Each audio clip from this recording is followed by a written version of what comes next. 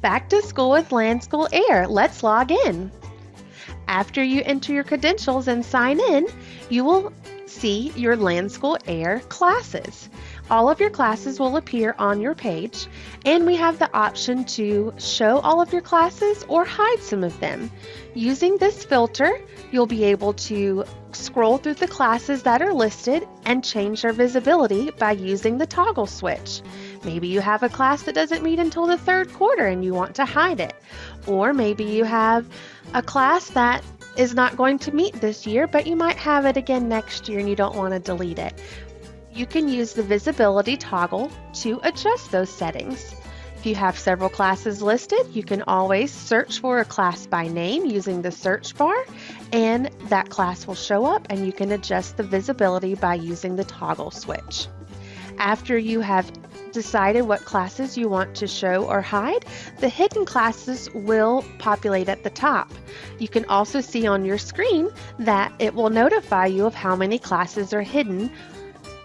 And when you go to the filter again, you'll be able to adjust if you want to change their visibility by hitting the toggle switch. And after you turn them back on, you will now see that they are no longer hidden and all of your classes are there for you. You also have the option to sort your classes in any order that you like. You can drag the class around by clicking it, and it will stay in that order for that session, and it will also appear in that order during your next session.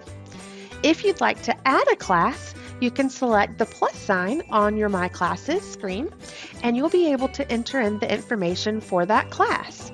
You can hit enter in the information for that class and a description for that class. Maybe it meets third period or maybe it meets second semester, and you'll hit create the class. After you've created a class, we have the option to change the image for the class banner. We have several images available for you to choose from, whether you want to choose a number to correspond to a period or an image to correspond to a particular subject. You can select those there. After you've selected your image, it will show you on the screen, and you can verify your class name and the description and hit done. Then your new class will appear on your screen. Once again, you can drag it to sort it where you would like it to be in the list of all of your classes. The next thing we'll review is changing the settings in the class. After selecting the settings icon, you can select web limiting. You can choose to allow only, block only, or restrict all websites. Each of those, allow and block only, has the edit option where you can go in and type in a particular website or copy and paste a website. You'll also be able to drop down and select from any settings that you may have already created in another class. You will get a notification to ensure you want to apply those changes, and then it will let you know that you have applied those changes from that particular class. Make sure you use the shield once you start class in order to use the web limiting. Also, you'll be able to see the last time you've updated the web limiting after you open up that option in the navigation bar. Just like web limiting, we also have app limiting. You'll be able to edit the allow only or the block only for those apps. Please note this is not yet available for Chromebooks. After you have decided what app you want to type in, to restrict or to allow, you'll add that. Once you hit finish editing, you'll see that that is listed on your screen. You can also choose app limiting settings from another class. You'll get the notification once more to apply the change, and you'll now see what changes that have been made and the last time it was updated and by whom. You can also come in and choose to enable or disable settings within that particular option. After you've made those decisions, you'll be able to come in and hit finish editing, and you will have the app limiting settings applied to that class. Just like web limiting, make sure you use the laptop icon in order to enforce that. You also have the option to merge classes in LanSchool Air. All you'll do is click on the classes, type in a new description for the class name. So maybe you want to do merge classes as an example, and you can put the description. This might be all of my geology classes.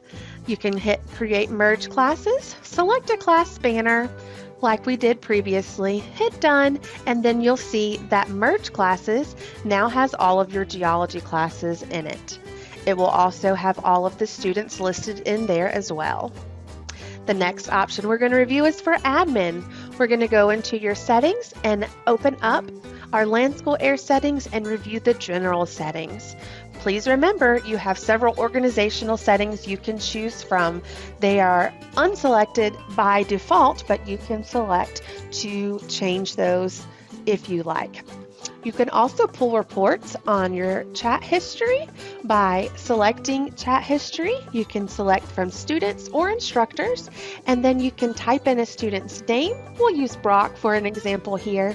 After you typed in the student's name, they'll populate from a list. You can choose the date and time and select search, and the history will pop up for that student so you can view that transcript. You can also download those as well. Another option that you can do from your LanSchool Air settings is to enable your web history. To show an example, I'm going to disable and hit save, and then I'll come back and enable this. It's going to give you a reminder that chat history is only saved for 45 days. You can hit enable on that notification, and it will now be applied for your organization. Also, make sure you review your provisioning window so that you can add devices. You can also edit your active hours.